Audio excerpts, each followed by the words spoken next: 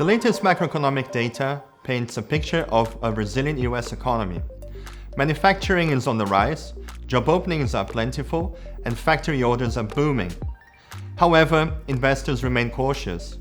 Market expectations of rates towards the end of the year are now more hawkish than the Fed's own estimates. This will strongly influence the direction of financial markets in the coming months.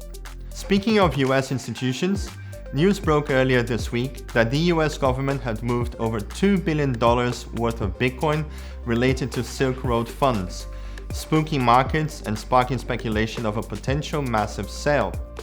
However, given that the BTC-USD pair was trading at a discount at Coinbase earlier this week, this may suggest that most of it may already have been sold.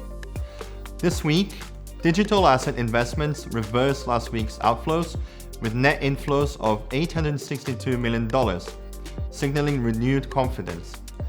Bitcoin ETF volumes continue to rise, reaching a new record of $111 billion in March, which is about triple of what they did in January and February.